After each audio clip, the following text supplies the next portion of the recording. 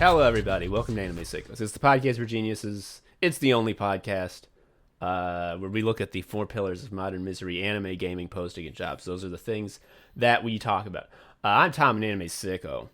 I am Joe, an anime sicko, and we'll just be upfront. We have a guest. We're continuing our proud tradition of collecting cartoonists like weird bugs in a glass box. I was reflecting on this earlier. Like, we don't draw at all. The show's not about comics, but like, it's like all cartoonists when it comes to our guest. We got a guest. He's a cartoonist. You might recognize his cartoons from being good and on your screen. It's Branson Reese. Branson, hello. Thank you for joining us. Thanks for having me, sickos. It's good to be here. How we doing? Good to be here at your Pretty house. Good, yeah. Thanks for showing up. Figured we'll do a podcast while you're here. Yeah. We showed up at this house. Branson.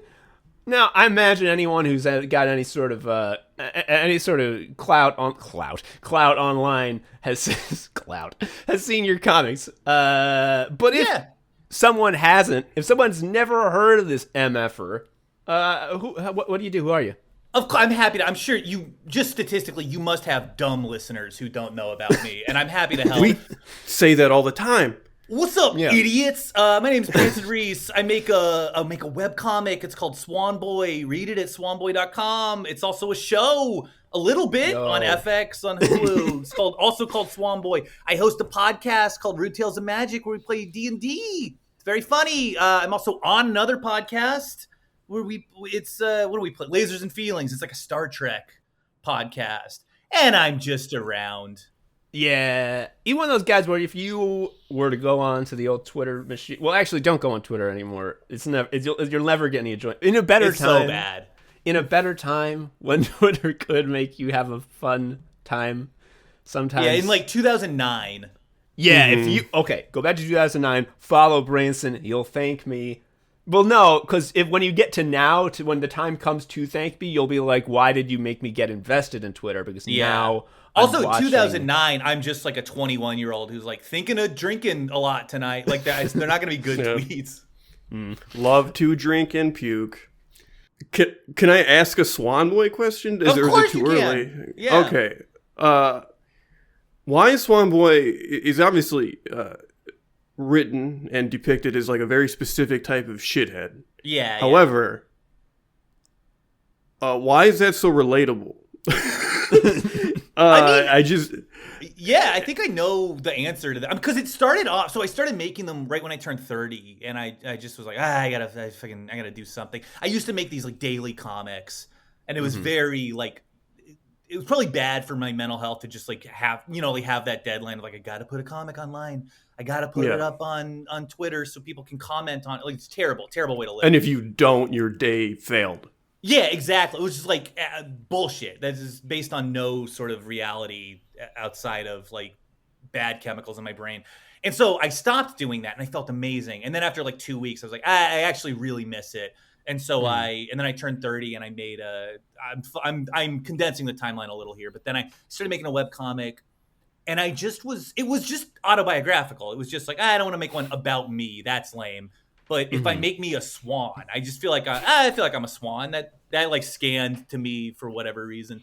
That should work. And so it started autobiographical, and then very quickly I just started exaggerating him just a little. And then after like 2 or 3 weeks, he just was like this type of guy that I sort of am, but like by now it's like he feels like a different person than me, but he's just like, he's a shithead. He's from the suburbs. He did like, like pop punk and Jackass and like drinking stuff on a dare, like really like played a big role. And certainly in my life, but definitely also in his. And it almost became this like, I've heard that like Fritz the Cat started as this almost like wish fulfillment for R. Crumb. Where he was like, oh, what if I was more confident?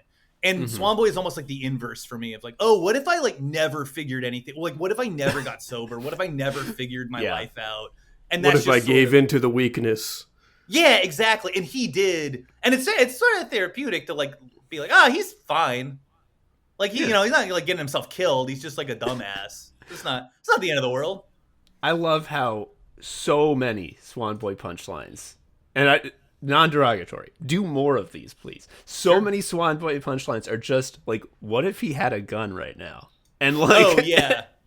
Every time the answer is, I would go woo and hoot. Well, because I don't like to explore any further than that is like a bummer to imagine. It's just like a nice punchline of like, well, now the worst thing that could happen to Earth has happened. Yeah. It's like this guy got a gun. It's so good. It's The other thing about Swan Boy. Oh, go for it, please. No, go ahead. Sorry. I was just gonna say it's a nice little like Kenny dying like sort of reset. It's like he got a gun and then tomorrow he just shows up unharmed in the comic. I was like, Yeah. I'm sure something happened. I'm sure somebody like got hurt, but he doesn't have the gun anymore. Like maybe somebody took it away from him. And he's back at work. Yeah. Yeah, I've never made a decision on where he works. I don't know what his like income sort. I know there's like some like sort of like socialist realist kind of like writers who are like, no, it's very important where my character's money comes from, and like I don't know. That's like enough of a bummer in my real life. It's like I don't want to fucking, I don't want to deal with that in art. Yeah, I feel like it's a Kramer situation where like the Right. part of what makes Swan Boy so irritating is like he doesn't work. Like what? Like all you do is find a gun. It's like, he just sort of like steals and gets by. It's like I don't know how he pays his rent. He's got some sort of situation. It's like if I could think of a reason that it was funny, maybe it'll show up in the comics. But until I can, it's just like unexplored, and I sort of think that's funnier. Yeah. Swan Boy in Bible times is good because it establishes him as at least as moral as Christ, which I think is important. Yeah, that's true. Yeah, Christ is like the low bar to hit. It's like, are we better than Christ? Most of us are. That's sort of the opinion of the comic.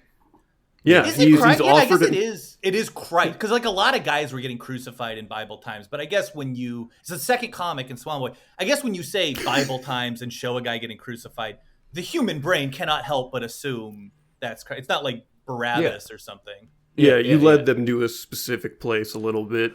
The comic does say that the person being crucified was being crucified because he stole bread to feed his starving family. And I've been to Catholic school. I grew up in this I learned all these stories. And one of the first things you learn is that that's why Jesus got crucified, is because of the bread. He stole the bread for Mary. He's based on Jean Valjean. Yeah, that's why you eat bread in church. Like that's the bread To he mock got. him. Yeah. Yeah, because he dumbass got caught. I'm not getting caught. I ate the bread and I went home. It was offered. It was free. So this is definitely Jesus, and yes, Swan Boy is more moral than Jesus, and also either immortal or one of those eternally recurring people like Link, who just comes when needed. Oh yeah, it's fun. Yeah, it's like I don't the like metaphysics of it are like not interesting to me. Of like, oh, is it canon that Swan Boy is like several thousand years old? It's like, nah, man, he's like 35, just always. Like it's just what. I don't know, it's like, where does Bugs Bunny live? Like, I guess Brooklyn, but like sometimes he's like talking to knights or ancient Egyptians. Like, just shut up, not you, but like there's a hypothetical reader who has bothered me. The IP liking guy. It is that. It's always there's like, does this imply? It's like nothing funny has ever followed that question. Yeah. Okay. Thank you for fucking triggering me on this shit. Good. Okay. Yeah. Speak on it. Okay, I've never said this on the show, but I said it a jillion times to everyone in real life. There's no fucking joke prompt I hate more than X implies the existence of Y. I have never had any response to that other than no, it doesn't. Never have I ever been fucking amused. Like, wheat thins imply the existence of barley thicks. Like, no, they fucking don't. It's such a crazy. It's like, oh, like. Like lightning implies the existence of anti-lightning. Why? What? That doesn't. It's not how that works. Like nouns don't just naturally have opposites. That's crazy. Also, if you want to think up a funny thing, if you just want to think up a funny word, just like do that. Do it. Don't just do the tired and true. The like what they name them jet skis and not motorcycle. Just do that. Just fucking own the fact that your brain is stuck in 2011. It's fine. I'm no better than you, really. You annoy me. Whatever. Yeah. I'm sure I'm annoying to smarter guys. I think line break jokes are coming back. I think we're due for a resurgence. Specifically that thing where people say no one : and press enter. My like mute list on Twitter of like phrases is there's so many, like there's just so much information I can no longer gather from Twitter. You know what I mean? I feel like I have every other word in the English language muted. Just like I have no one : I have nobody : or semicolon, whatever. Like I have all of these little like I will see a joke on Twitter. This sounds like I'm miserable. I have a fun life and I'm happy more often than not. But like, I'll see a joke on Twitter and be like, "Oh, here it fucking comes, man! I gotta mute every word in this joke." Yep. God, I just don't do that. Not because, well, actually, yes, it's because I believe myself worthy of pain and punishment, but also because I can't remember how to mute and I don't want to look it up.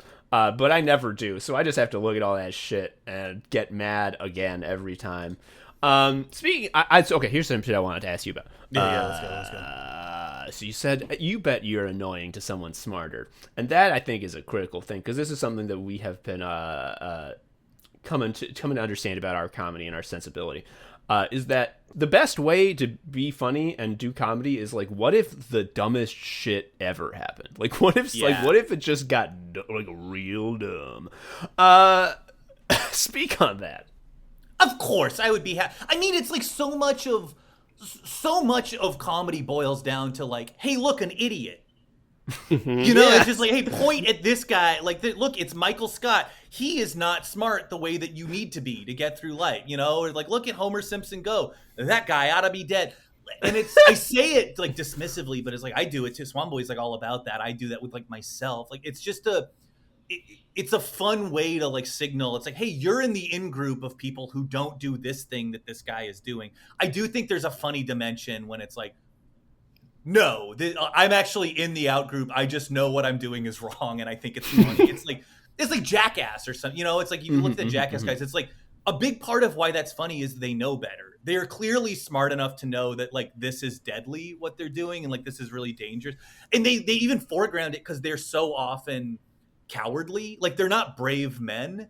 Like often they're just like pushing each other out of the way. Like, no, you do it. I don't want to do it. They're like.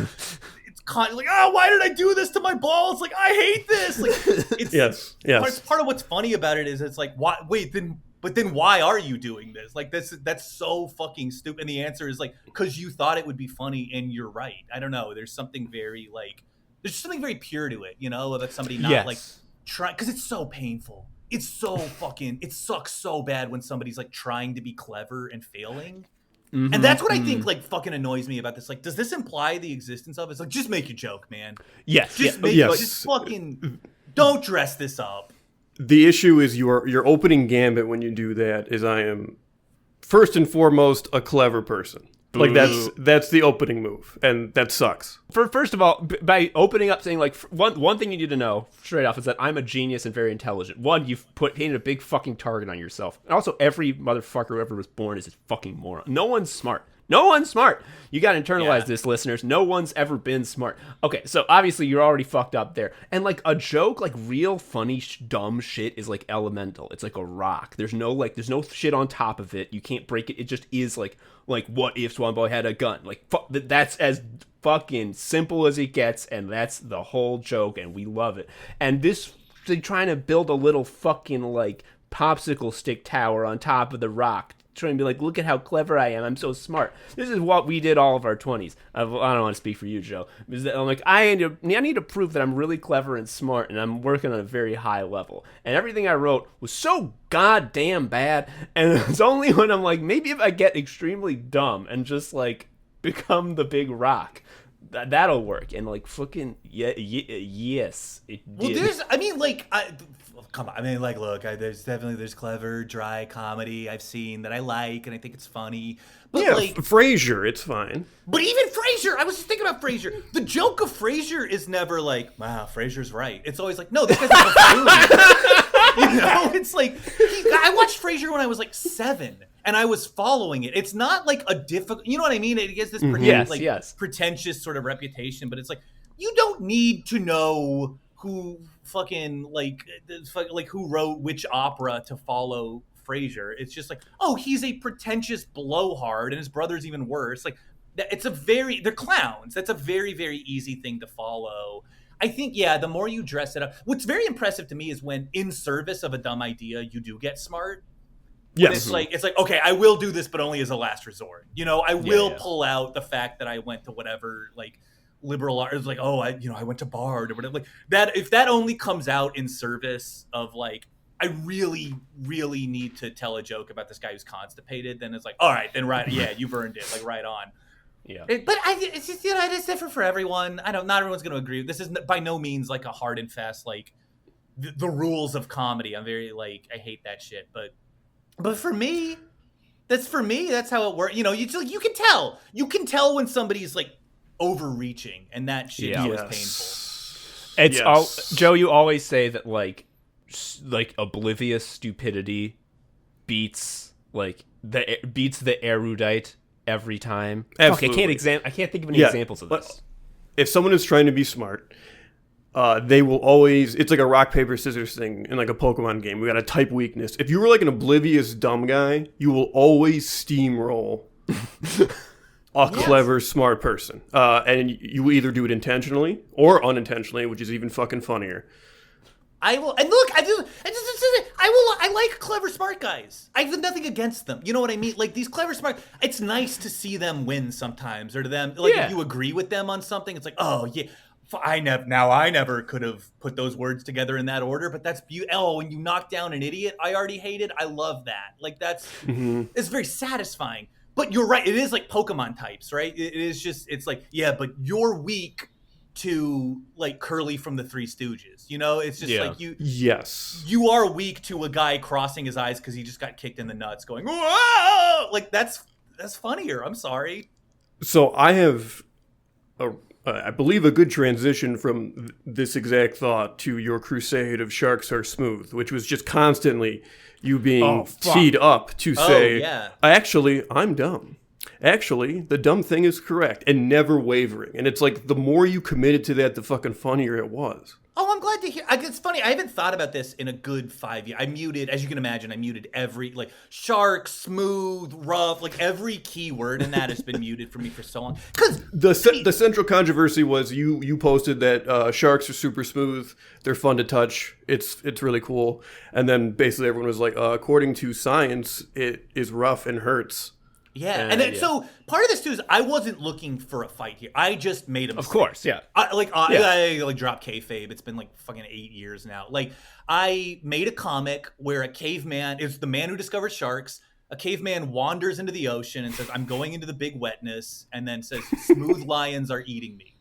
Yeah. Which, like, look, if you don't like, it's not my best. It's fine, but people, I didn't know this. Sharks apparently covered in little teeth scales, which actually makes them rough. In my defense, shut the fuck up. But also, would it make the comic better if he said rough lions? No, fuck you. Yeah, that would make no sense. Yeah, rough lions. I could say like wet lions or whatever. And then anyway, it turned into a whole thing of people correcting me, and I'm a little shit, so I just wouldn't. I didn't want to let him win. I didn't want, because the way you let him win is to get pissed. Yeah. Or to like delete it or be like, oh, I'm so sorry. I'm sorry for the harm that I did by this comic or whatever. Like, that's how they win, is giving an apology that's not needed. If you did a notes apology about the shark skin, that would be so funny. That actually, that would be funny because it's so uncalled for. Like, especially now, like 3 years later, be like, I've done some reflecting. Yo, you got to make an all black avatar. That is the funny move now. Is like, I've just caught wind of this. I just learned that I was right. That might be like phase 2. The thing is, I muted it all because I didn't want to be the sharks guy. It's like, that's how lame. But that's another segue, which is like you have been the genesis of several memes that have been funny and then gotten way annoying. And as someone who, when I get 50 retweets on a tweet, I start like having heart palpitations and being like, should I delete my account? That sounds like it is a living hell. It's not that bad. I mean, yes, okay. It is. It sucks, but it's not that. It's just like, you just turn it on. You just mute it. It's like, what's that, like, Tyler, the Creator? It's like, you mean cyberbully? Just walk away from the screen. Just walk away. It's like, yeah. at any moment, I live in LA. The weather's always nice. I could just go outside. Shit, there's outside? Yeah, it doesn't matter. Like, it's fine. So, the shark thing, I am a little shit. You know what I mean? And like, when everyone is yelling at me, it's like, oh, my natural element. You know, it's like some people, oh, I'm of the woods, and like, I'm of hot water. Like, it's just, yes, it just feels right. Yeah. So, I even had a friend from high school like reconnect with me after that, and they were like, oh, Branson, I'm glad to see everyone's yelling at you still. Like that, you know, it's just like, it's always been like that. So it just was a fun little way to like not let them win. And people get pissed. They get so mad. They get so mad when they try to be clever at you and you don't let it work. And then they turn into like Yosemite Sam of like, why I oughta? And they're just like firing tiny little guns into the air. Yes. And then they do the thing that's like the most embarrassing. They're like, no, I mean, yeah, I was actually playing along the whole time. Like no, dude, I actually think the whole thing is so hilarious. It's like, fuck. Yeah, you can always tell that I'm playing along by how pissed I am and not fun I am being. Yeah, that's the thing. It's like, wow, it seems like I'm no expert, but if I was playing along, I would have been funny. I would have like heightened it or said something funny instead of the bullshit you were doing. Oh, whatever. Okay, you need to be able to look yourself in the mirror tomorrow. That's fine. I'm not gonna take it from you, but we all know what happened. Yeah. In this endeavor, did you deploy the brain-breaking move of a screenshot of Wikipedia, which you have edited? No. So I would do the even lazier thing of like, they would screenshot Wikipedia and I would just lie and be like, well, I don't know what you're reading, but that says that they're smooth. Like even mine says it's fine. They'd be like, do you have source needed, citation needed? And I would just screenshot my own tweets saying that they were smooth and being like, well, this guy seems to know what's up. It's like, I don't know how to make it any more obvious. It's like, you're arguing with like the dumbest dude who can drive, like well, like Joe says, like the dumbest person ever will always destroy anyone who's trying to be. Well, there's this video that fucking Joe and I, like, we saw early in the pandemic, and we it was like our big thing for like a year, which is to talk about this to each other. Which is this guy who called a repairman to look at his computer, and he filled his computer with black beans. And the repairman is like, your computer's full of beans. Look.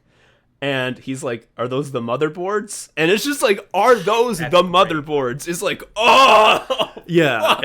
Should those not be there? Yes.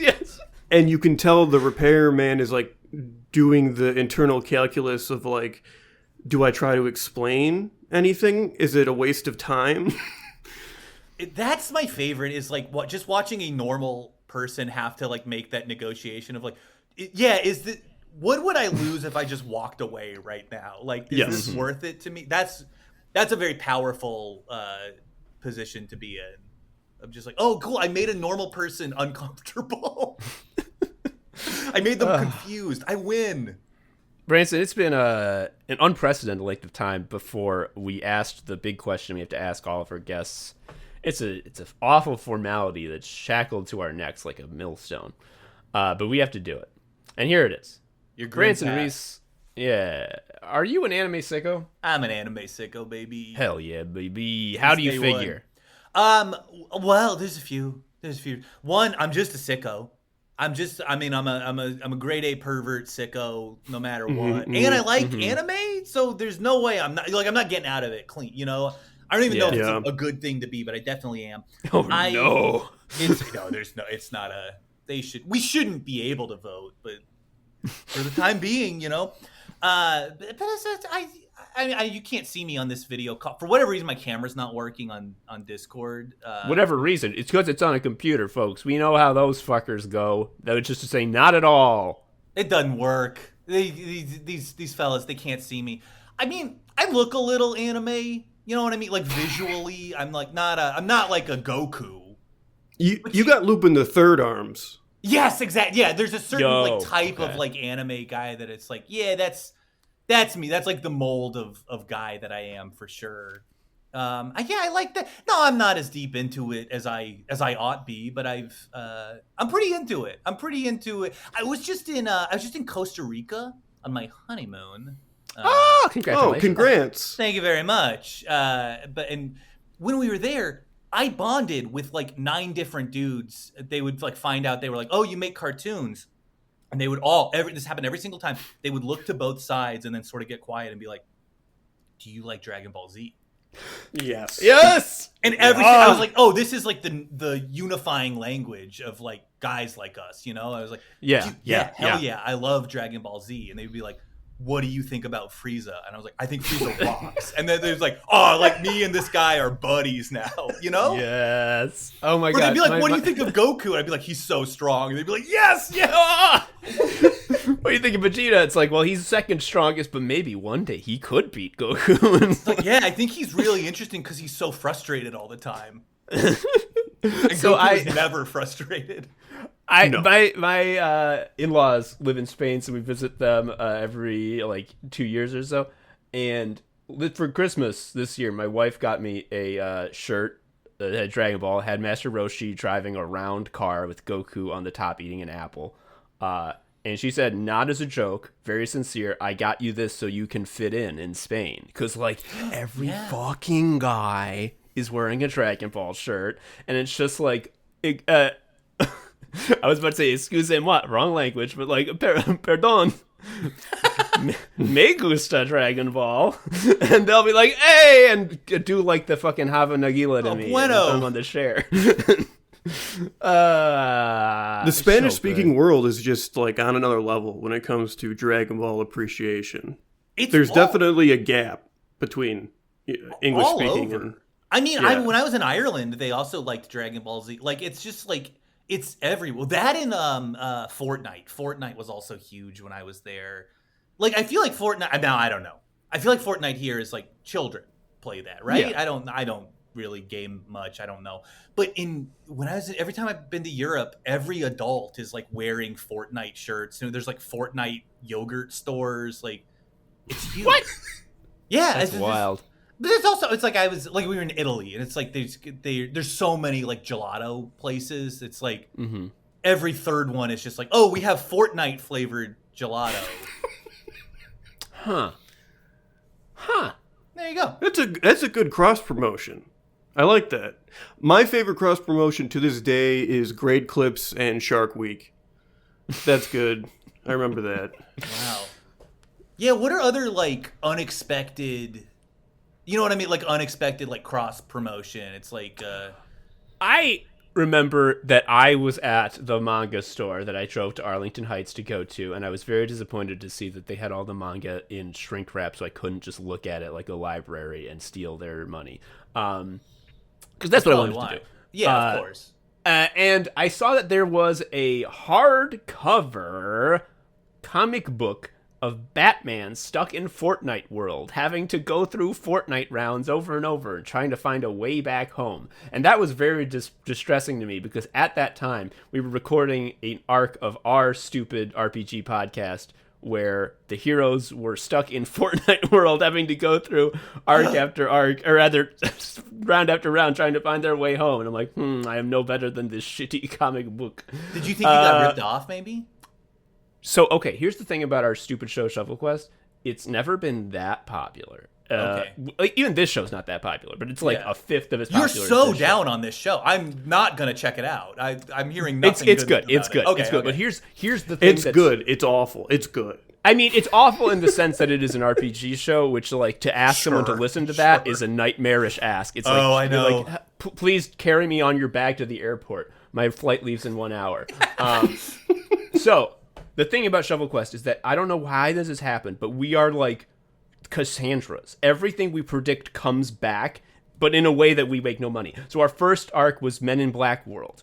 Like 6 months later, they announced that fucking Men in Black with Tessa Thompson and that other guy, and it didn't do very well. Hemsworth. And then it was bad. I saw it. It was very bad. Yeah. What was another fucking thing that we predicted? We did a Sonic thing right before the awful CGI Sonic was revealed. That's true. We did a Sonic thing, and they made a Sonic movie right after that.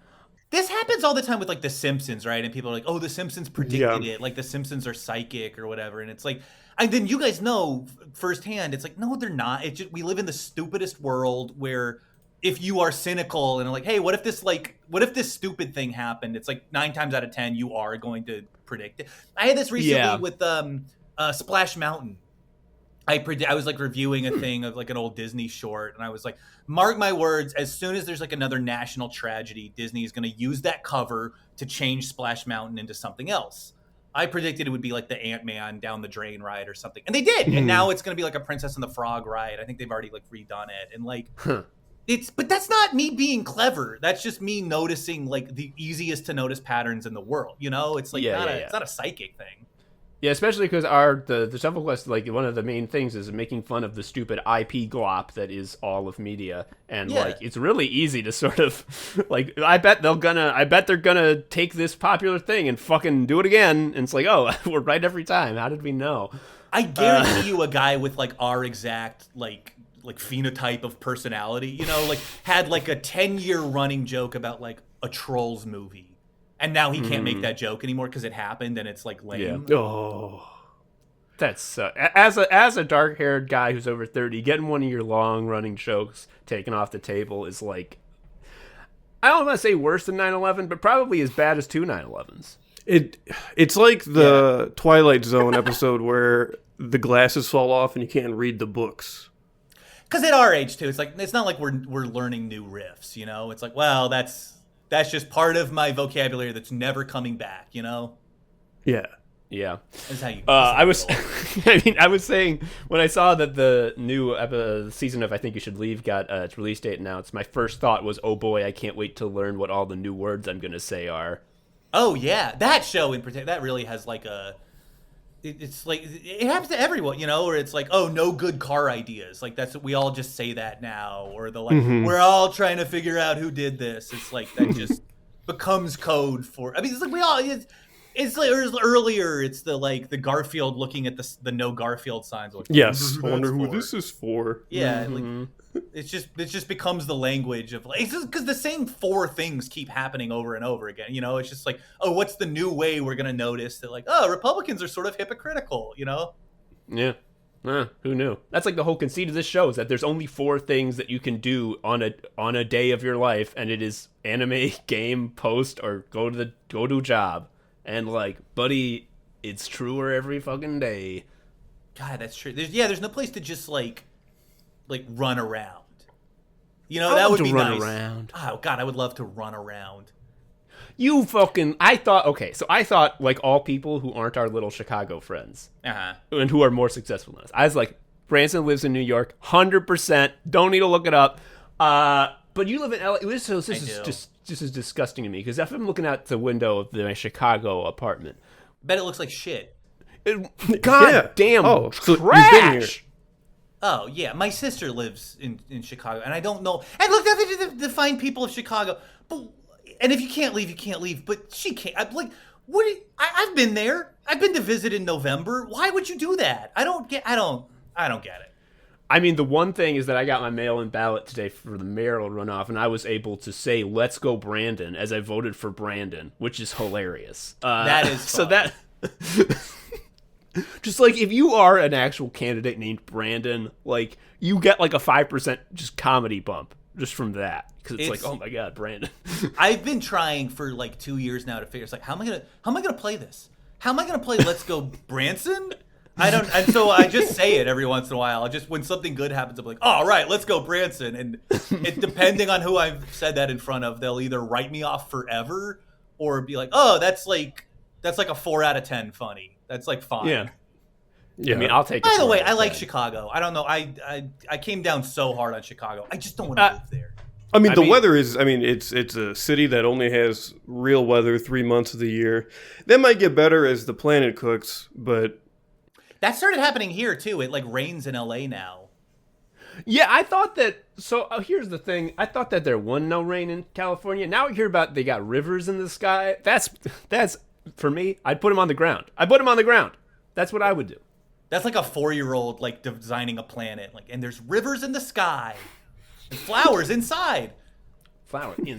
Trees are orange. What is this, a fucking sci-fi book?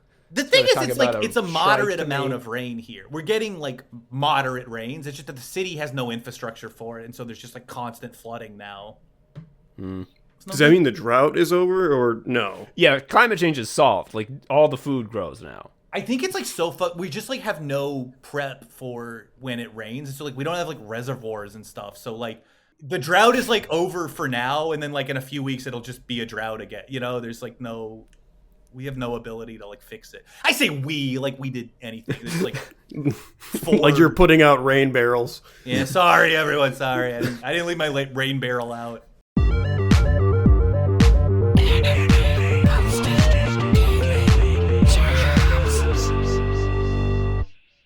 So as we mentioned before, we collect cartoonists like Pokemon on this show.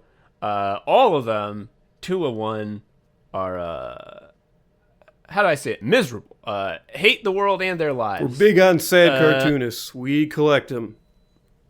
Yeah, they're all talking about how things are getting worse, and worse for them in particular, more quickly than for even the rest.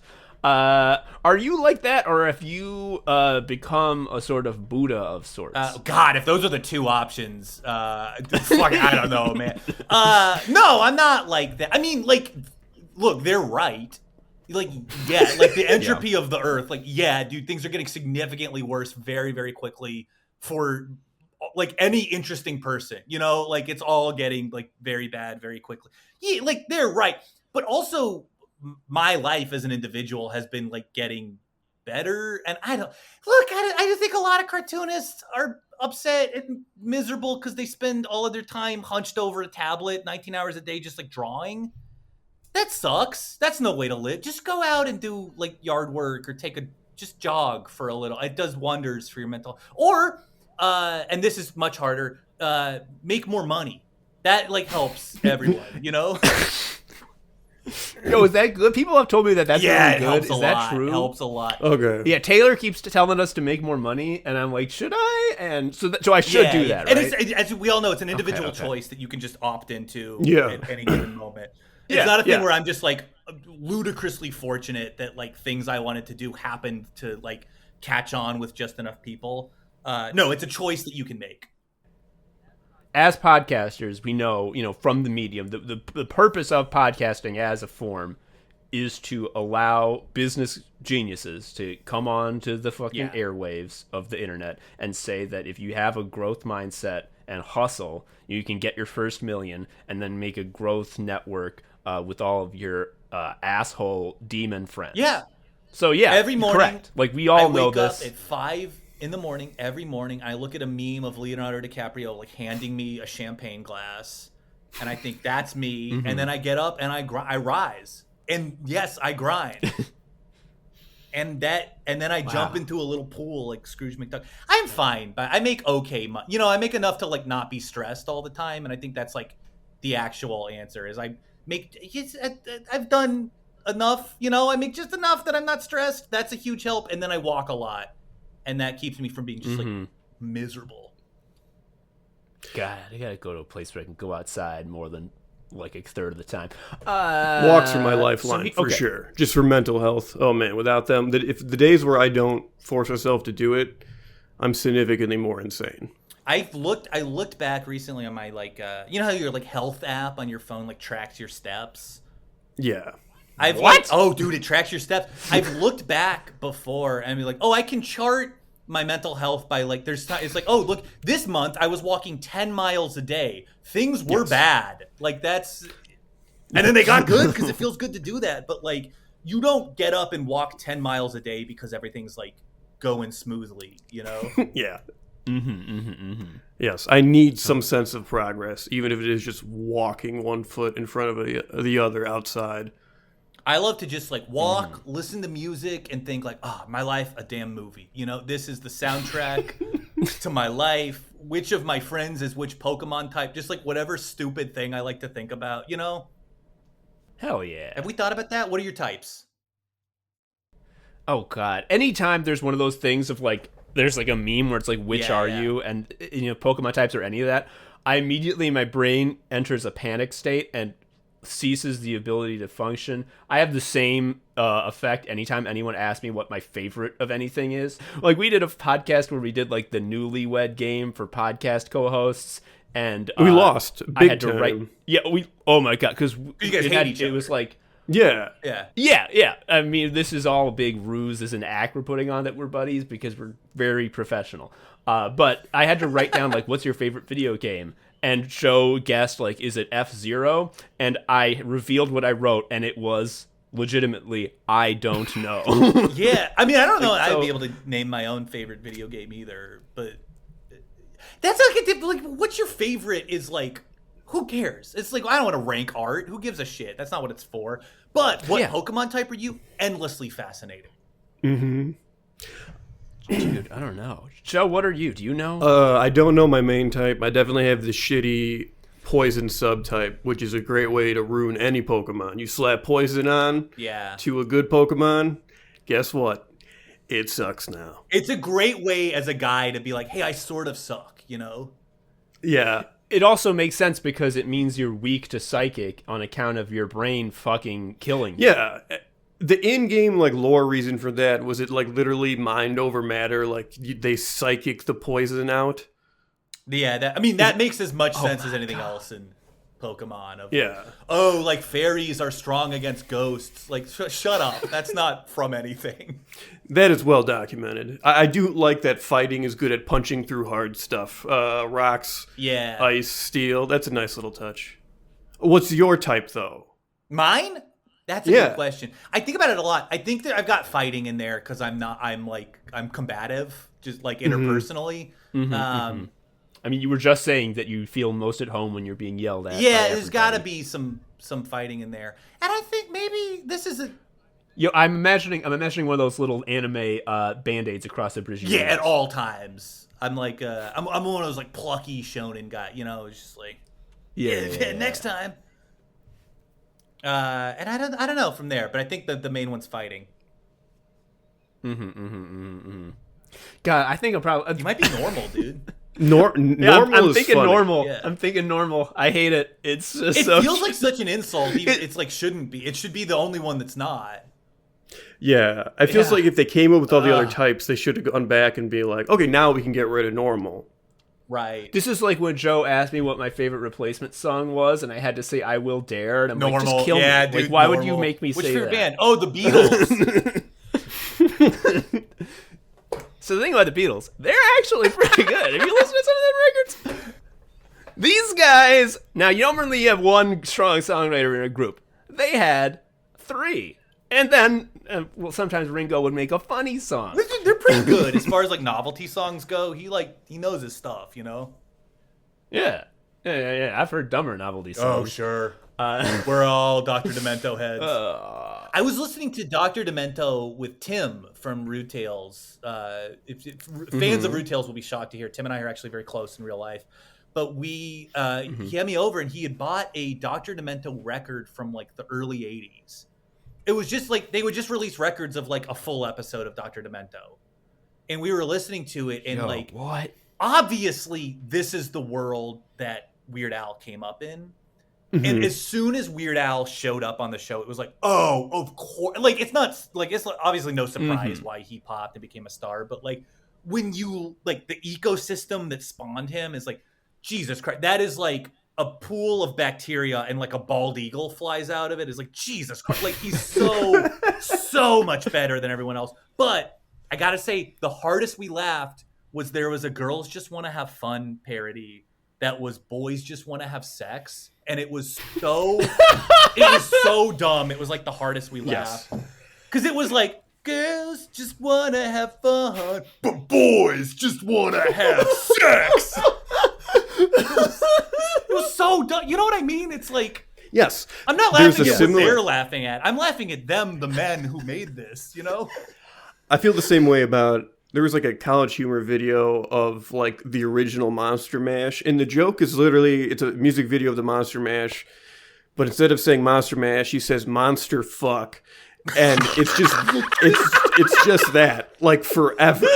And it's just so like, it was so like, it's that dumb and stupid that it like, you appreciate it. It gets under your skin. It infects you. I've had this before. It's a level of stupid that's hard to achieve. That's the thing. Being like the real like killer KO punch comedy stupid, like you have to like go to the temple and like sit under the waterfall and like have the waterfall wear your brain away. Because like, no, that's not dumb enough. Dumber. Boys just want to have I've sex. been caught like laughing at like a Chuck Wendig or like Lin-Manuel Miranda like tweet thread, you know, of them just talking, and I'm like crying laughing at it, and I've been like caught, and they're like, "What are you laughing at?" I was like, "Oh wait, hold on, like you need to understand the level of irony that I'm at. That this is like, you know, like." I know they think this is funny and they're wrong, and that's what's funny to me is that these are grown men with children behaving like it's and they never close their mouth. Why don't they ever close their mouth? Every picture they take, they have their mouth open. I hate it. I don't know. I don't like it. Shut that shit. I don't like it. The Internet Archive's gone now, right? Because of Chuck Wendig and his friends. That happened. I was trying to follow this. I think it's like awful what's happening now. As I also understood, it's like I don't think it's actually like his fault at all. But there's a huge but here. But I don't care. It's like if there's an excuse for everyone to like dunk on Chuck Wendig, like what do I fucking care? Like I'm not picky. I'll take whatever I can. He said that Wednesday was the day you flumpty foo. Yeah, Fuck him. Like literally, if there was like a massive terrorist attack in America tomorrow, and everyone was like, "Hey, while we're pissed, let's direct some of this at Chuck Wendig," I'd be like, "Yeah, for sure. Like, that's fine." Yeah. I haven't been following like the specifics. I'm just like, well, it would be like I know that the baddest thing that sucks most for everyone is what's going to happen. Of course. Because of my whole life and it being witness to facts. So maybe it's not like gone forever now, but like surely the ball is now rolling towards hell, as all balls are. I mean, yes.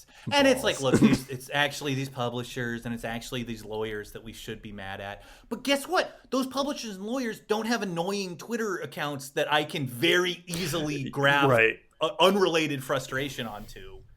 They know what they're doing, you know? Why would you expose yourself to that where freaks can yell at you? Yeah, and look, obviously I hate those guys too. You don't understand. You have no idea how high I can soar with hate. How much room there is in my heart to hate different guys. Like, it's fine. I hate them all. Okay. Nothing makes me madder. I've been mad at a lot of shit. One of the things that makes me most mad is that fucking Elon says his stupid shit about like free speech is now legal on Twitter. The first thing I did when he said that was I told him to kill himself and I got my account suspended. And I'm like, so it's a fucking lie. Not a day goes by I don't want to just respond to like 15 people being like, wow, if it's that bad you should end it. Like it's like I can't stand the LGBT people, but their influence. Like, man, if it's really that far gone, maybe you're better off not living in the world. Fucking do it. Pull the trigger. But I'm gonna get fucking banned, and I'm so. I know. But you can do the thing now, which is when you get banned, you could just say I was silenced for my right wing beliefs, and they just give you your account back. They're not reading it. That's so funny. Yeah. They have like the same app that looks at resumes, and you just look for right wing, and they're like, yes, ding, you got it. I wonder if anyone's tried that with just the words right wing. Where they just, you know what I mean? They've just sent like Gore to a senator or something and be like, you soon, and then they lose their account, and then it's like, I am right wing, and then they just get it back. I'm sure that's worked. Yeah. Yo, we need to make a dummy account and try that out. Yeah. So can we ask you a posting question? I got a posting question for you. Oh, sure. I'm sure I got a posting answer for you.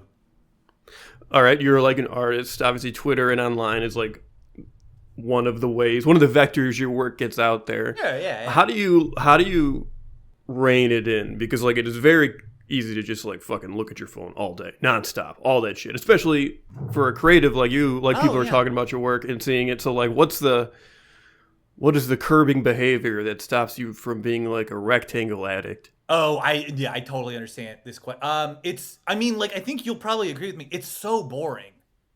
It is so boring. It is the same four thoughts just laundered through different, like vaguely different wording and personality, like over and over and over again. It's like, that's true. I'm sure if I was like 9, that would probably be very excited. Like, yeah, just like laugh and clap at the jangling keys. But like, it's it's especially I'll post a comic and be like, look, it's nice to have people compliment it or something, but it's like the first halfway negative thing. I almost want to like thank the guy.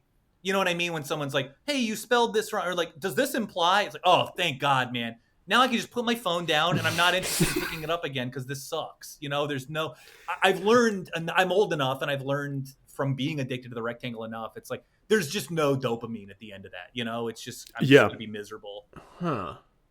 That's an interesting answer, because if I don't get praise, I'll die. Interesting. Yeah, that's the whole reason I do anything. You're doing great. I see the heart monitor you're hooked up to. I'm having a good time. I'm incredible. I'm such a good podcast host. And also, I set my guests up for success now that I think about it. Wow, a lot of podcast hosts don't do that with their guests. They kind of steamroll them. They decide. That's what I do when we have guests on the show. They'll come on. They're like, hey, I'd love to like play in this fantasy world you've created. It's like, shut up. I talk the most on this show. That's why I'm the dungeon master. Yep. Oh, if you want to talk, you should have had better goofs. Yeah, it's a meritocracy.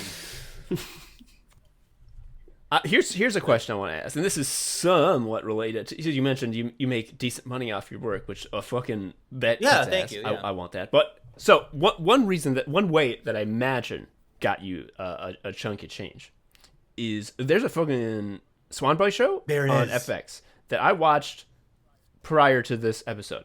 I had not seen the show. I was a fan of the comics. I'm like, I'm going to watch the show because I'm about to fucking talk to him in real life. I should watch the show. So I'd watch the show. So here's the thing, folks. If you like Swan Boy, the comic, you're going to like this show. Would you believe they're very similar? I can't imagine why. However, what I did not know is that these shows are 5 minutes long. The episodes are 5 minutes, folks.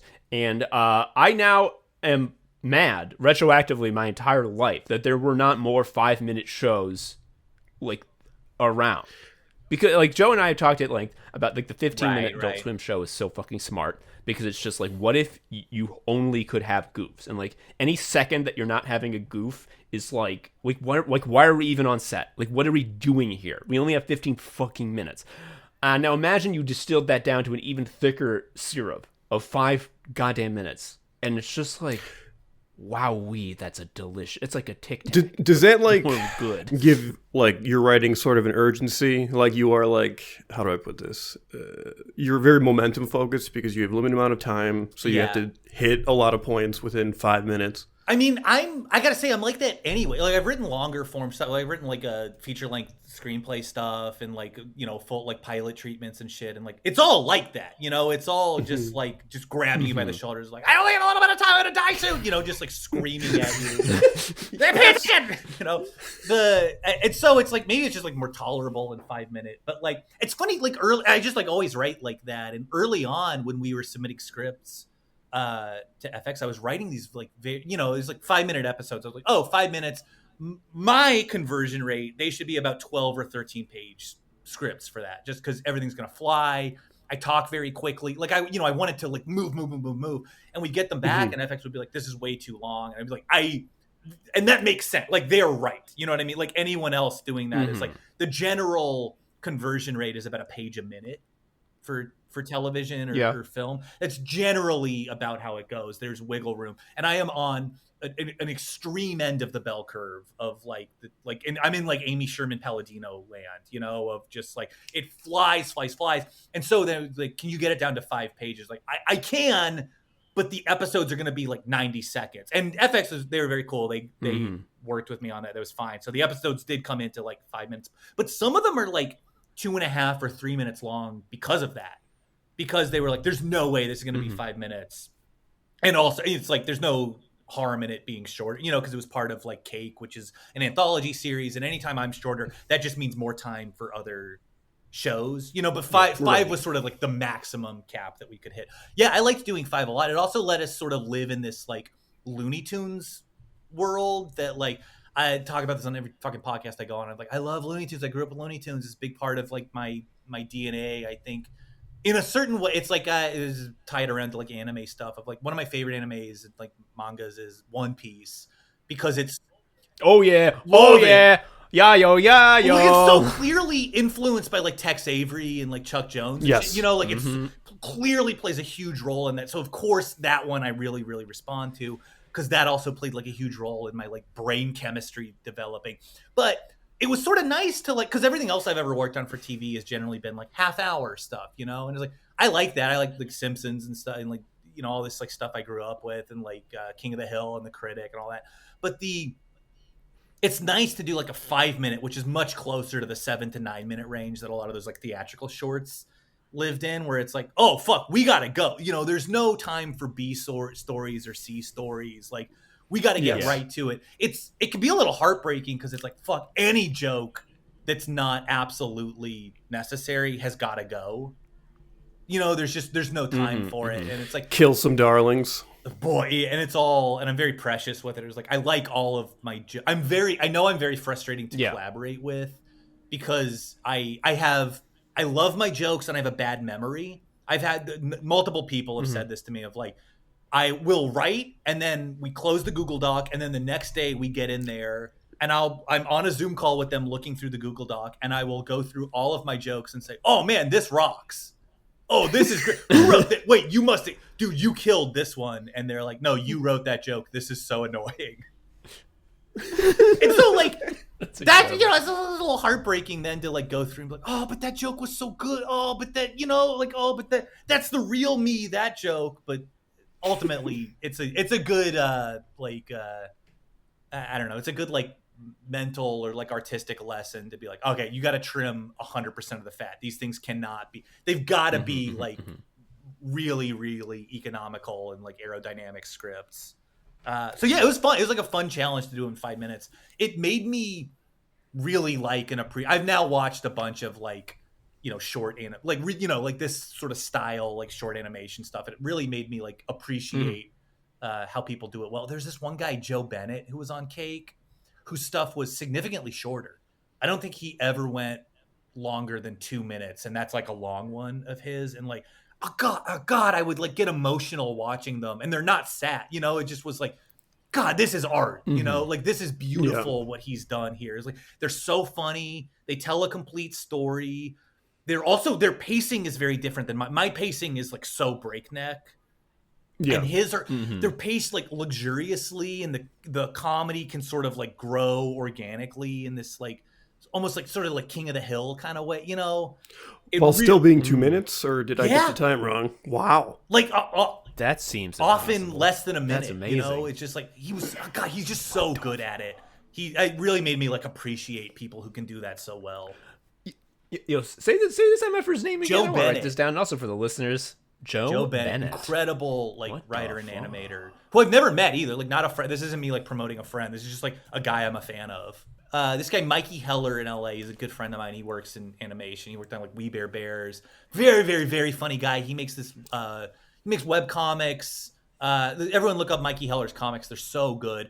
I just did a live reading of his last night, where it was like a live comics reading, and it ruled. It just like rocks to be around people who it's like, oh, this is like, it's easy to forget because it's such a like individual art form, you know. It's easy to forget. It's like, oh, there's like a community of these people, and most of them are better at it than me. Like, that's very cool. That's like a good feeling, you know. That was the thing about Chicago that made the weather worthwhile. But then, would you believe it? There was this big ass airborne virus. Yeah. And then I sort of stopped kind of trying. Now I just talk to Joe on the old internet. And would you believe I'm more successful doing that than I ever was? Well, I feel this way with Brooklyn. Because we left Brooklyn, and then we live in LA, and it's like, God, I lived in New York and like Queens and Brooklyn in varying amounts for like 12 years. Like, and I loved it there, and I sort of miss it. But like, I mean, with COVID, it's like so much of the appeal of like cities, like, I guess Chicago, I don't know Chicago as well, but certainly New York is like, look, your apartment sucks and you pay $1 million a month for it, and it's not worth it. But the trade-off is everything outside of your apartment rocks, you know, and like is cool and it's fun. But then it's like everything shuts down. And it's like, well, then what the fuck am I paying for this apartment for? You know, it's like then the main appeal of the arrangement like goes out the window. It turns you into like the boomer with a McMansion mindset all of a sudden. You're like, I should have more space then if I'm going to be living inside all the time. I have another like creative process question about Swan Boy that I'm kind of interested in. Fuck yeah. Making the TV show. So you from the comics, you just sort of had like a smorgasbord of like stuff to pull from. Yeah. And I am immediately thinking of, I think it's the first episode where you get to reuse one of like my favorite, like just things someone could be hung up on, which is not renting Pixar movies because the bloopers are unprofessional. Oh, yes. Yeah. That's like based on a real thing, a real opinion my friend has. Okay. Yes. No. Yes. Well, amazing. She just like, I'm not going to put her on blast, but I'll just say it's like, she's like, her deal is like, they put so much work into blooper. It's like a blooper is an accident. It's not something you put extra work. You know, it's like people were working like, long weekends to like make a blooper happen. Like Pixar movies are very labor intensive. You know, like that's months and months of extra work to me. Right. I sort of get the point she's making, but also like, oh my God, shut up. Come on. The bloopers are funny. I'm on Swan Boy's side there. Yeah, she's right, but also yes, it's funny. I mean, that's so much of Swan Boy in a nutshell is like somebody who is right I'll just take that and I'll have Noel say it because he sort of sucks, you know, and then it's like then it has less weight, and then Swan Boy who sucks more, you know, he's like if there's any point to Swan Boy, it's that Swan Boy's like mostly wrong. Like he gets to say what I actually think in a way that's like sort of safe for me. It's like but an idiot said it, you know. Yeah. So I'm like off the hook. I guess like my final question is because you have like all this existing sort of like lore, Swan Boy deep dive lore. Like when you started writing scripts, did you have like elements that you wanted first and foremost in the show, or was this kind of like as you wrote, you sort of grab stuff a la carte? It was more a la carte. I would just sort of grab stuff. They would just like there's little like the thing that was like more interesting to me was discovering these little rules that I had that I didn't know about. It's like they're bullshit and they're apocryphal, but the Chuck Jones like Wile E. Coyote rules, like they're not real. They were not using those while those shorts were being made. He came up with them like 30 years later to sell books because he's like a control freak. But well, whatever. But I sort of had an experience like that with like afterwards I was like, oh no, sorry, Swan Boy can't yell at Rona. That feels really wrong and weird to me. It just feels off. You know, it's like that's not their French, and it's like. To anyone who's just like a casual reader, like, what the fuck are you talking about? It's like, I know it doesn't matter to you, but it matters to me. And that it matters to me makes you like you know, it's like, you don't need to care about the rules, but me caring about them makes the world feel like it makes enough sense that it can function. It's like, I have stuff with his mom that's like really important to me that like never once made it. I was working on a script where Swan Boy got grounded. Or not, sorry, he got detention. It was like, he's in his 30s. He's long out of high school. He TP'd the principal's house, and so the punishment for doing that is not legal, it's detention. And so he had to go to detention, which means to go to detention, you can only get there because your mom drives you, you know? And it's like, I was working on the script for a long time, so like, and it's like, he had a hoodie on, and he like pulled the hood up, he's like, just drop me off here, Mom. And she's like, you're a full-grown man. He's like, whatever. Like, and it's like, his relationship with his mom is very interesting to me, but it's like, that comes up never. It's like, it's a little bit it's like she's talked to him on the phone twice in the comics, and it's like it doesn't matter. It's just that I know it, you know, and it's like that's like the real important thing. But like, there were, you know, and as I've like worked on Swan Boy stuff, it's like there's sometimes I was gonna have like a sort of I was gonna have like a two-parter where there's like an arc in the comics where he steals a car from the Shriners, and then they chase him down, and they have like a tiny little car race. And I was trying to like expand that out into a script, and I kept getting notes from FX that was like, yeah, but why is he doing this? And I was like, I don't know. Like, I don't have a good... Because he's a dick. To steal. Yeah, I just think he thought it would be funny because I thought it would be funny, and they were like, that's like not really enough to hang an episode on. And I was like, yeah, I actually agree. This like isn't working. But for whatever reason, it works in the comics. You know, it's like very interesting, like what works in the comics and also works on television, because they're just two different mediums and they work for different reasons, you know? Well, I think the difference, a difference might be, and this kind of ties into my praising of the 5-minute episode as a format. A comic is basically like a 1-second episode of TV. Like a 3-4 panel comic, that's like, again, like 1 or 2 seconds. So, like, you can just hang an entire comic on one funny image. Why is he doing this? Because this is what the comic is. Because this is what I drew 4 panels of. Like, what do you want? Yeah, and it's like the actual, like, I do have an actual answer for like why he does this stuff, and it's like, oh, he's not thoughtful. He's entirely momentum driven. He gets an idea and he just goes for it. It's like that, like, can translate into television, but you do sort of need more than 5 minutes to sort of like establish this guy and his philosophy and all that. And it's like, but then we lose like, there's just not enough time, you know. And so it's like, we got to keep it to like baser things where it's like, oh, I've got to go to the gym because I'm too weak to open my door. So I'll jump out the window and I'll go to the gym. It's like, that's like an easy one to like, that journey is much easier. Or it's like, oh, I dropped a toaster in the bathtub by accident, and so I went to hell, and now I've got to get out of hell. Like, it's like a little bit easier to follow those arcs than these sort of more abstract. It's like, yeah, because he's a weird guy, and I don't quite know how to investigate that quite, you know, in the way that a 5-minute would need. So yeah, it's interesting to see like what, because you're right. It's like comics take no time out of people's lives, but also if they're daily, they like pile up really nicely. And so it's like, oh, this like realistically maybe like 90-second diversion in your day, which is nothing. That's 0% of your day. But if you add that up over like months and months, it does feel like you're spending time with you're spending more time with this comic character than you're spending with like close friends. Pornhub, XTube. I know these names more than my own grandma. Yeah, for real. You know, it's like I got dinner with a friend, like a close friend, the other night. I ain't seen him in months. He's a close friend, but I don't see him all the time. You know, I see these comics characters like all the time, so it's easier to feel intimate with them and to just be like, oh yeah, Swan Boy would do that, wouldn't he? You know. But with the TV show, it's a little different because it's not something that you just like opt into. It's like, oh, you're watching television and a TV show comes up on there. They've got to win you over a little in a way that a comic doesn't really have to in the same way.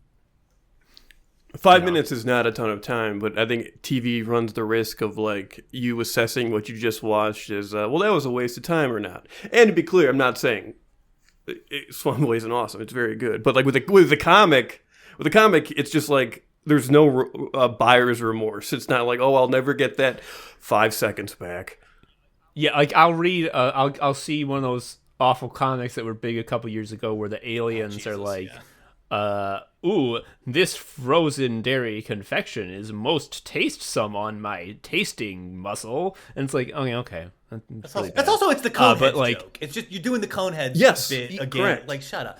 But it's interesting too. It's like the, you know, the Bob Odenkirk thing on SNL, right? The, like, his philosophy on why SNL like doesn't always work is basically, he's like, when you are watching sketch comedy and somebody slams a door and the wall doesn't shake, even if you don't notice it with the front of your brain, the back of your brain does notice that the wall didn't shake. And you start asking, like, again, maybe not consciously, but, you know, somewhere deep inside of you, you start asking questions like, well, wait a second. Why did they spend all this money? Why did they spend enough money on a set that the wall doesn't shake when they slam? You know, like, this is good. They worked hard at this. And then you start asking, like, but why? Why did they do that? For this? And then you start asking questions like, well, wait, is this funny enough to justify a wall not shaking? And then if you watch Mr. Show, the wall always shakes. It always shakes. Yeah. And so you don't ask those questions of like, why did they work this hard? And it's like, it's a big part of, I think, like the appeal of a show like South Park or something, right? Where it's like, God, it looks like shit. It looks, I mean, that's like one of the worst looking shows. That is the charm of the show, right? Like that's the, because of the time crunch. Yeah. Exactly. It looks like, I mean, I watched the pilot again recently to be like, what was going on in 97? You know, like just to like sort of see what culture was like. And it's like, I forgot it was like actually cardboard cutouts at first, or not, or construction paper or whatever. Like with felt and stuff. That's rough. But it gives you this huge amount of leeway for like all sorts of stuff that you don't get to. It's like The Simpsons. When The Simpsons goes to HD, it loses something very special and primordial because like, but this looks expensive. You know, this looks nice. Yeah. It's like I feel, honestly, this is a little hot takey, but like I feel this way about the Meaning of Life, the Monty Python movie. Their earlier movies, the budget is clearly very low.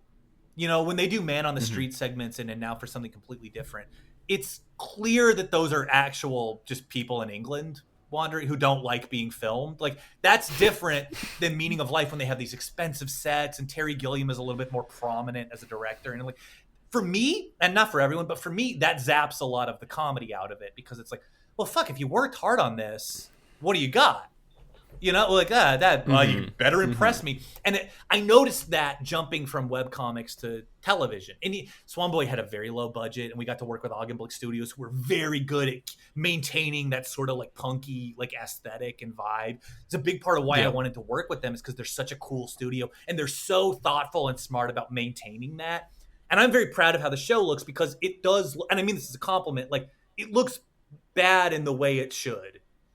You know, like a zine. Mm-hmm. Yeah, it looks bad in the way that and I don't, like, again, Augenblick Studios can do anything. They're so good. They did such a good job maintaining the way that my art sort of looks bad. That gives me leeway to do stupider stuff with the show. Anyway, that's my philosophy on it, and that was something I thought about. Like, I spent a million hours thinking about that as we adapted the comic to the TV show. That's badass. Oh, thanks. Sicko mode, sicko mode, sicko mode. Sicko mode, sicko mode, sicko mode. Sicko mode, sicko mode, sicko mode. Sicko mode, sicko mode, sicko mode. Branson, as someone who looks like us, white, dark hair, you like punk music based age. on your phenotype, is what we're saying. I mean, yeah, and unfortunately, you're right. Like, that is just like how that works. Yeah, we had, our listeners will know, we just went to a Dune Rats concert a while ago, and everyone there was other Toms and Joes. It was just all us, palette swaps the entire room. So yeah, what's your poison? What do you like? I mean, I don't know. I like punk stuff. I mean, I got like very into like hardcore and like that sort of world when I was like right around when I was 14. You know, it's like a really it's like the exact right. I feel like there's so many things. It's like superhero comics. Whatever age you're supposed to get into those in, that window closed for me, and now they just all seem very silly to me. And it's like, I'm no better than anyone, but like that window's just closed. But dude, 14 getting into like Minor Threat is like that just like you're stuck for the rest of your life. You know what I mean? Yeah. It's like, You're altering your brainstem forever. Yeah, I mean, I got into like I was very excited when that Koriki album came out. Do you guys remember this? It was I do not. It was Ian Tell me. and what was it? And it was I think it was Ian and Brendan from Fugazi. It's like their relatively new band. Wait, yes. Was that the one that was like during the pandemic? Yeah.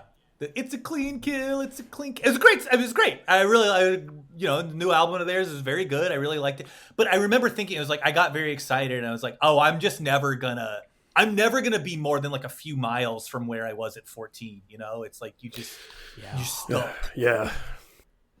The thing about hardcore and punk, especially as a young teen, especially as a young teen in the 90s era, is 90s 2000s, I should say, is that in the same way that if you were to get into superhero comics in that time, you would become like obsessive about, you have to know all the lore, all the different people have different powers. Well, I know a lot of lore about which city's scenes had different sounds and who went to what band and how the sound evolved, and like how the fuck do I know? Like I know so many Fugazi facts, and I'm like, they were broken up by the time I fucking listened to them for the first time. And I'm from right outside of DC too, and I remember finding out about them because the argument had just come out, and they were like, "Oh, and so we're done, by the way." And I was like, "You gotta be fucking kidding me! I just got here!" Like, what a! And it was like a month. It was like the month they broke up was like when I like found out about them. It's like, you gotta be, god damn it! What a frustrating. But there's other stuff, you know, you can explore. Are you guys from Chicago? The burbs, the Southwest burbs, yeah. When I say I'm from DC, I'm from the burbs as well. You know that Always Sunny episode where like Charlie's like, I've never left Philly before. You have to choke me out before we leave so I can do the. That's like me in Cook County a little bit. Sure. Like not actually, but like I definitely relate to that.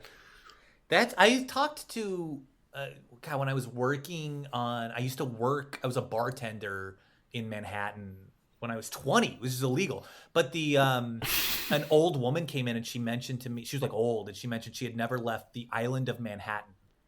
Like she had never even been to an outer borough. She never left it her entire life. 100% of it. And she was like in her 80s. It all had been spent on the island of Manhattan. And I was like, so I was recently in New York, and we spent most of the time in Manhattan. And I've not been to Manhattan since like a high school band trip. Sure. I forgot what money is. Like, there's obviously rich people in Chicago, but I was like, oh, this is like, I found out about Super Saiyan money. Yeah, like the glowing golden money that they have. It's I had a friend from I went to high school with a guy who like went into finance, and we saw each other at like a party back in like the DC suburbs, like years later after high school. And I was like, oh, hey, well, I was pretending to be a little more interested. Like, how's it going? What are you doing? And he was like, oh, I work in finance now. I'm in New York. I was like, oh, I'm in New York too. I do comedy in New York. He was like, oh, we live in the same city. And I was like, well, not really. Like, no. We live 2 miles from each other. We don't live in the same city, dude. Like, that's not. Yeah, and it, like meeting an old friend and having them tell you that they're into finance now is like, oh, like, what have you been up to? I'm like, well, so I did this ritual, and now I'm a demon. Like, under my skin is a red guy, and that's who I am. The now. thing It's was, like, he got good grades in high school, so it was like I didn't trust him. And he's a. I wish this guy a long life. I don't have any problem with him. It's just like we weren't close. We weren't like, but we just like saw each other at a party. It's like, oh, hey, it's been like 6 or 7 years at this point. How's it going? Oh, you know what? Actually, he said something really derogatory about the Occupy Wall Street movement. So actually, fuck that guy. Yep, that's a guy in finance said that. Yeah. That doesn't track. Jesus Christ. I know when the last time there was the teachers' strike in Chicago and they were marching down like the financial district, like a bunch of the people in those office buildings like wrote notes about like, get a real job, teachers, you're lazy and stuff, and dropped them from, the offices so it scattered on the crowd. I'm just saying there's pieces of shit.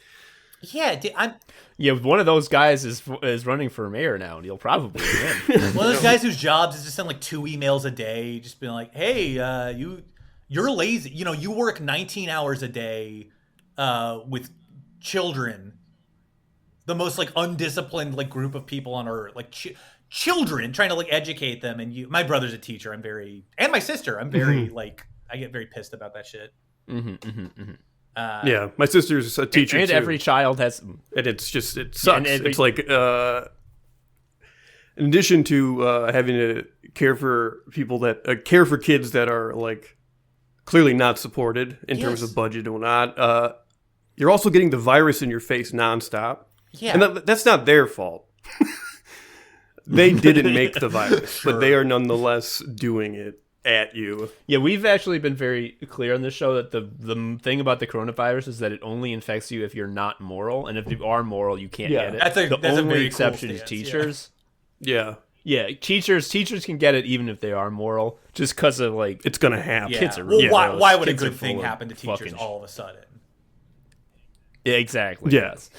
On that same subject, and although not necessarily very fun to talk about, I do feel like we'll get to see the end of public education in our lifetime. How do we feel about that, boys? Do we think it's going to happen?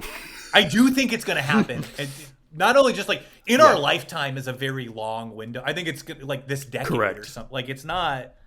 I don't think it's long for that, which I think sucks. I want to go on record. Yeah, I am pro public education. I don't think it's. I'm not doing the Arsenio Hall woot as they all close. Oh yeah, I'm doing the what's the anti that? I'm doing it like down. You below just spin the your waist. arm in the other way. Yeah. Yeah, I'm doing a counterclockwise. You pull spin. the hoots back in. Ooh. Yeah, that's no good. Did you see that fucking interview with that freak who was like the school board president in that place where they fired the principal because a teacher showed Michelangelo's David in art history class? That was really just like, I know for a fact, like I said before, every human that's ever been alive is dumb. And the people who are in charge of decisions are even dumber than usual. And I know that. I know that it's cold outside. But like actually if I were to go outside, it would have a different sort of feeling to actually experience it. Like, it is cold. Right. Reading that interview with that motherfucker was just like, oh, yeah, this is like a can't feed himself guy. Right. Like, this guy should be dead. And every town has many of them. And he's the king of me. Yeah. Like, he's in charge. Like, he's top. He's above me in every way that Well, matters. it is like, look, like intelligence, obviously, it's like a morally neutral quality. You know, like there's very evil, very smart people. There's very benevolent, dumb people, and vice versa. You know, it's just like, it has no bearing on somebody's like evilness. But God, when somebody's dumb and evil, it's just like, Oh, I hate it. you fucking just get out of here, man. Like, you bring nothing to the table. It's like a smart evil person is like, well, at least you probably have an interesting plan. Like, Yeah. I bet when you have your monologue scene, you're gonna really chew the scenery, and I'll be like, ooh, what an interesting take. Except none of these people, there's no smart evil people. It's all just like, I hate the fucking people who I don't like. You know how sometimes people are other colors? Ooh, that stings me. And it's like, that's it? Like, that's like, it? It's like Mitch McConnell or something. It's like, that's a smart man. I think he's a smart man. Evil man. Yes. What he wants is ultimately very stupid, but he's very, you know, he's very tactically, and like as a maneuverer, he's a very smart guy. I still think, you know, I think his head should be removed from his body, but like, that's not, you know, but he's smart. He's effective at achieving his goals, which again are like to deliver But blood. then when a Absolutely. dumb guy who's evil is also effective at achieving his goals, it's like, well, then what is the fucking, like, what are we doing here? Yeah. Remember when Mitch McConnell got like all fucked up and was gonna die in the hospital, but then he like came back out stronger Yeah. than ever. But his hand and was remember also black. when his hands were he had And, black. like, all of it hands, was just channeled. and And he people was were like, just move it all. They like used a big rubber band, you know, and they just like tightened it around his head and his neck, and it squeezed it all into his hand. And now it's just like his hand looks like what the inside of him should look like. put all the bad humors in one place. Yeah, and that stuff's real. Yeah. That's another one of Yeah. those things. Like, which Pokemon Yeah. type are you? It's like, which humor do you have out of alignment, fellas? Do you Yeah, know? we also believe giants are real. That's another thing. Oh yeah. That was a running joke, but now it's Yeah, true. we saw that picture of the giant on top of the mountain. That was a TikTok. And it's like clearly like a tree. No, actually, Branson, that's a common mistake. It was a giant, and the way you could tell is because the guy in the TikTok had told me my that it was a mistake. giant, and it's true because he got killed by the government right after. So I mean, He did 2 and die, 2. right? I mean, you call yourself a leftist. Yeah, he's gone. You trust That's how the we found CIA. out about it, Yeah. because someone was posting, guys, on TikTok, there's a guy who found giants, and now he's dead. And then there was someone else who replied, "There's also a guy on TikTok who's levitating every day." It's like the narrative there of like, this guy believes in giants and he died. There's no other explanation for why a guy who believes in giants would suddenly die. Like, there's like, He got too close to the truth. I'm sure he ate a monkey wrench or something because it like he was smelling something good nearby. Like, he just died because he was a dumb guy who did a dumb thing, I'm sure. Yeah. Or he just like didn't know you're supposed to go to the doctor, you know? Like, He had not heard of it. God. I got so disappointed. I got swerved so hard. Someone did a post that was like, "Y'all aren't ready for this conversation," and it was, "What if the pyramids were actually the top of big obelisks that hold the world up?" And I was like, "Oh fuck, this is the thing I'm going to believe now." In addition to giants, but then I saw he was just being funny. He was just doing a gag, and that's No, so that's- devastating. commit. That's the like, Change your worldview. that kind of like beautiful idiot stuff is like, that's what I miss out on when I have all those terms muted, is like, y'all ain't ready for this conversation about like whales are actually the Earth's sperm or whatever. It's like, that's Yeah. I miss that. I also I love the entire like, why aren't we having a conversation about, or y'all aren't ready for the conversation about like X and Y, because like I'm sorry, what led you to believe that conversations were had? Yeah. Like that does not fucking happen. Like what would that mean if we did start having the conversation about how the pyramids are the tops of big obelisks? What would we say? I would be like, I think they are, and everyone would be like, I agree, and then we'd go on our fucking way. It's God like damn. it's just, this is a very like sort of like internet sort of way of speaking that like, if you do look at it literally for what they're saying, it's very frustrating when they're like, I saw this happen recently where somebody was like, hey, why are women like attracted to Mr. Bean all of a sudden? And someone was like, oh, we've been attracted to Mr. Bean. You just weren't there for it. He's like, look, I have been straight my entire life. I've been obsessed with what women think of men since I was like 12. I would have noticed. Like, no, I've been paying attention. This is new. This is a new thing in the last few months. Like, shut up. Like, Yeah, Mr. Bean and Columbo are like the two biggest sex objects in the game right now. yeah, look, I didn't really join the conversation until around the year 2000. That's when I sort of started to like pick up on like, oh, what are women attracted to? Columbo's new. That's a new one. That was not 2004. Nope, that's not true. Nope. That was not happening. Big coats were not in 2004. Eating egg. Oh, no. Don't do that while you're on the turning case. around in a door frame and saying one more thing. Having a glass eye. No, that's new. Tom and I had recently talked on this. It's just funny, like how in the early 2000s, if you like wore a shirt that fit as a guy, you were gay. Oh yeah. It's so good. Well, that was like, wasn't that what happened with like metrosexual, where it was like, Yes. It's like we need a term for someone who looks nice but isn't gay. Yeah, because they see this guy and they're like, well, that guy's gay. And like, I'm actually not. And it's like, but you're wearing the gay guy's outfit. It's such a stupid, it's like, well, we can't, like I know, we can't stop calling every single thing gay. That can't happen. So instead, we need to make up a new term. Like, what a stupid, God, we were so dumb then. Not like now. Yeah. The jokes we make now are going to hold up so good. People are going to look back on them in 15 years and be like, the politics of these are pristine. This is the same kind of communist. But even that joke like sort of implies that we would be the guys in 2003 who were like talking about being metro. I don't think even then, I think even then, like people like us were like, hey, this is a stupid way to engage with the world, right? Yeah, it was just people pointing and saying you're metrosexual because you're not wearing big Jinko jeans. That's my take on it. Yeah. This southwestern suburb. Well, that was the appeal of like the Strokes to me. You know, speaking of, like, to get back to like they're not a punk band, but you know what I mean. Like the bands we liked when we were young is like with the Strokes. No, like I liked that album. I liked their music, but with them came the end of baggy jeans. You know, it's like, oh, I could just wear a pant that fit me correctly, and it wasn't like a statement. It was just, the statement was just like, oh, I like New York garage rock. Yeah, I like an extremely popular band. It's like, oh yeah, that tracks, kid. Not gonna judge you on that one. Yeah, I was. What was I? Thursday, I was watching the music video for "Understanding in a Car Crash," like probably a few years ago now. But I remember watching it. I was like, oh my god, those jeans. That is a pre-Strokes world that this music video was filmed in. Like were they big? They were big. That's not a band you think of as like a baggy jeans guy, but it's like people have to understand about like 2000, 2001. The jeans were baggy unless you had a really good reason for them not to. It's like the 50s with it's like men were clean shaven unless there was unless they were like a beatnik or something. You know, like there's no other other reason. Yeah, Jesus. All through my teenage and early 20s, I just wore huge. Like, it never occurred to me that clothes could fit.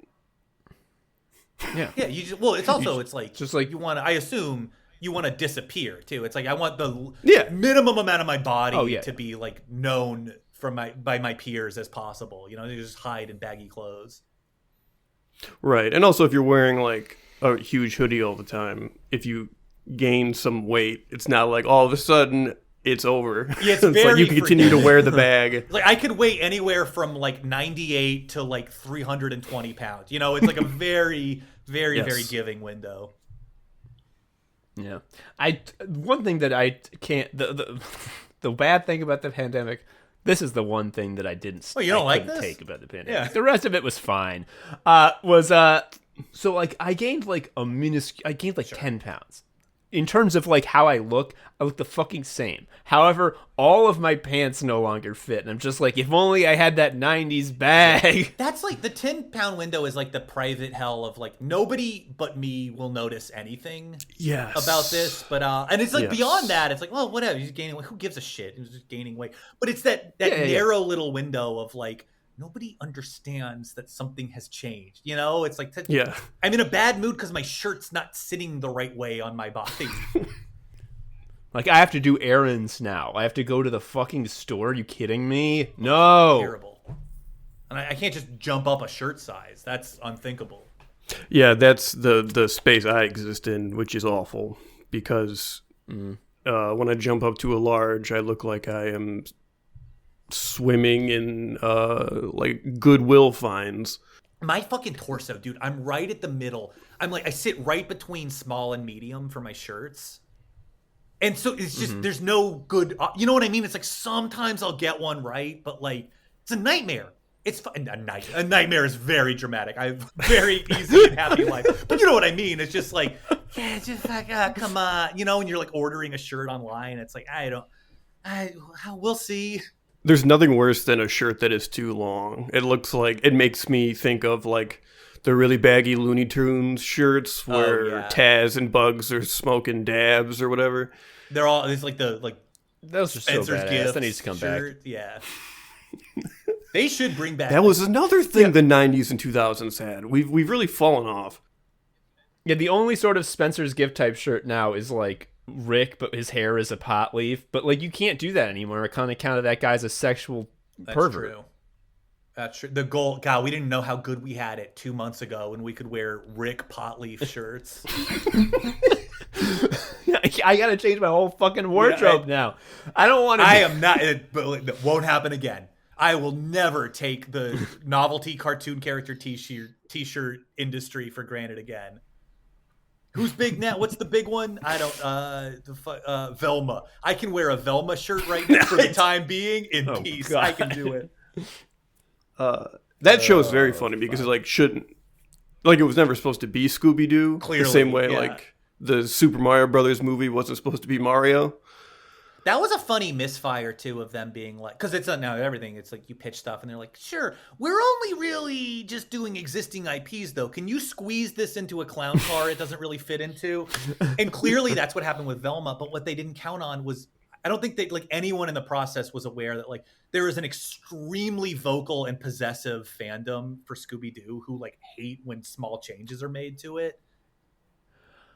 Okay, what's the deal with that? It's like, is this like, can we all drop kayfabe here? Why, who likes Scooby-Doo? Like, what's there to like? It's very boring. Don Knotts is in a lot of them, but other than that, I don't know. I just remember it as a kid when Cartoon Network was a new network and they were trying to they didn't have original programming. So there would just be huge, long, like days-long blocks of Scooby-Doo that was, as a kid, was the most boring show.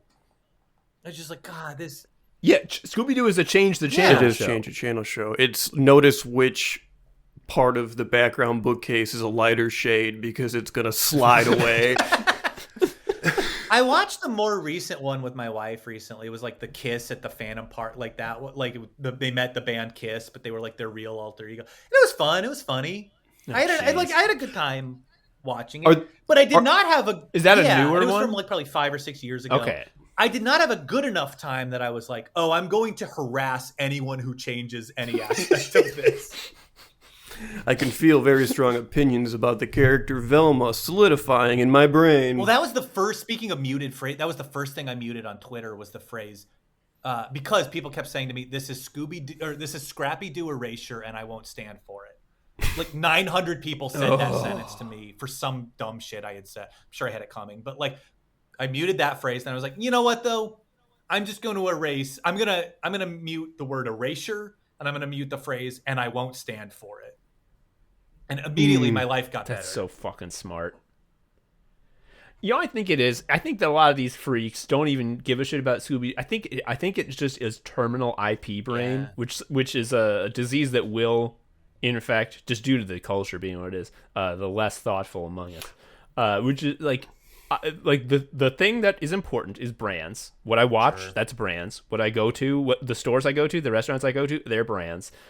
And so, like, what is important in life? Brands. Like, and the brands must be the right way. Otherwise, it's unbranded and scary to me. So just, like, the idea that, like, the tenets of the brand are changing are just, like, heretical. Regardless of whether I give a shit about about Scooby-Doo. It's also because, it's like obviously this is a capitalism thing, right? It's like we have no individual power whatsoever. We have barely any collective power. You know, it's like there's so little power. All all power really comes from like what consumer choice can you make. That's like one of the only ways that we're able to to wield any sort of power as like just an average person in America. And so these brands and these consumer choices become these huge outsized parts of our identity and our sense of self. And so it's like they ruin Scooby-Doo because it's the only move. Yeah, the only move is to tactily like consume, right? Yeah, because it becomes a part of your identity, which is like so pathetic.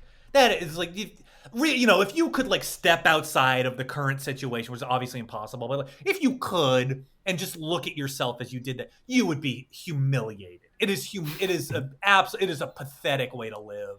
I mean, people do it all the time. It's like it's easy to fall into. I get it, but it doesn't make it not embarrassing. When I do it with One Piece, that's moral though. That's cool. But even with That's One different. Piece, I'm sure you're able to step back and be like, yeah, that joke that Oda made was pretty transphobic. It's like you don't have. It's everything that Sanji does half the time. I'm like, I do not respect this fucker. I agree with Zoro that he must be killed. For sure, like, I mean, there's plenty. There's like, hey, Oda, like, it would be so cool if you learned a new way to draw women. Like, that would be like so sick. Like, that would be really helpful for culture, probably. Did you see there was a one of those mailbag things at the end of one of the volumes where there was one of Doflamingo's henchmen is this androgynous little twink. Oh yeah, and someone wrote in saying like, I'm really glad you put in this character because it's a small-breasted woman, and I'm a small-breasted woman, and it really felt good to see a woman in One Piece who didn't have huge cartoon beach ball boobies. And he's like, that is actually a man character. That is a boy. There will be no such small-breasted women. Are you fucking nuts? I've read a bunch of those mailbag and it's like people will write in and be like, Oda, like, why do you draw women like that? And his answer will be like, oh, because it's so fun and it makes me so horny to draw them like that. And it's just like, I don't know what I literally have no idea what is going on in Japan. It's like, wow, that the cultural conversation there is very different. Like, could you imagine if somebody responded like that? If like Matt Groening was like, oh, we're going to keep Apu the way he is because I think it's so funny to be racist. Like, that would be it. It just would be over. Yeah. Yep. He's moving in with The Simpsons. Yeah, we're going to have him talk more. We're actually going to get a 100% Irish actor now to voice him. I was going to be like, we told Hank Azaria to learn less about Indian culture. Jesus Christ. Never been horny. Never been horny. Don't tell the paper that I ever got horny. Folks, that was so good. In my opinion, that ruled. Branson Reese went Guesto mode. Branson, I gotta say, thank you for going Guesto mode. Thanks for having me. I love going Guesto mode. Thanks for going Hosto mode. Yeah. So that's all I do. That's my whole thing. Oh, boy. We said it before, but Swan Boy is dumb in a good way. It is, like, stupid that was grown in a lab. Thank you so much. If you're a person who's capable of listening to podcasts, which I gotta think that you are, like, if you're listening to this, likely yes. Yeah, unless you're like one of those freaks highly who just, like, starts recommend. at the very end of a podcast. Like, I want to see where this is going before I commit. That's scary. I would recommend listening to Rude Tales of Magic. I can't listen to podcasts. I get distracted every 5 minutes and then realize I haven't been listening for 10 minutes. I have listened to the whole first episode of Rude Tales of Magic, paying attention the whole time. That's just so fucking funny. If I was able to use my brain to continue listening, I would, but I can't. But you should. We've made like a huge tactical error because sort of our target demo is people who lack the focus and ability to listen to full podcast episodes. You know what I mean? I'm sure you guys have the same problem. Mm-hmm. Yeah. Oh yeah. It's fucked up. Anyway, so Yeah. Branson, where can people go to find all that shit we just talked about? How do You do gotta that? go to roottales.magic.com. Gotta go check out Root. Go to patreon.com/roottales of magic. We got bonus. We do behind the scenes episodes. It's extremely good. Check out Those Stars of Space. Just look. It's a podcast. It's a podcast. That is the name of the podcast. You know how to get it. Don't act dumb, listener. You know how to get Those Stars of Space. Go to swanboy.com. You can read Swan Boy there. If you find me on Twitter, I'm promoting everything in a way that's fun and delightful. Go to at Branson Reese on Twitter. Go to my Instagram at Branson of God. And buy my book, By Hell Was Full, from Oni Press. It's extremely good. It's a great book. Watch Swan Boy on Hulu, on FX. And that's it. That's the main ways to find me. Slam dunk. You passed the test. That's all the ways. This is how you know Branson's a pro, folks. Hell yeah. Anyway, show's over. Bye-bye. I've been Tom, an anime sicko. I've been Joe, an anime sicko. Yeah, I've been Branson. I'm an anime sicko. Bye-bye. Thank you. See you. Bye. Thank you for listening to Anime Sickos. I've been Tom, a sicko. You can follow me on Twitter at TomHarrison19. Joe is also a sicko. You can follow him on Twitter at ShariaUncle. You can follow Anime Sickos on Twitter at Anime Sickos, or email us at animesickos@gmail.com. Please leave us a review or something. I don't know. Tell a friend. Anyway, until next time, bye.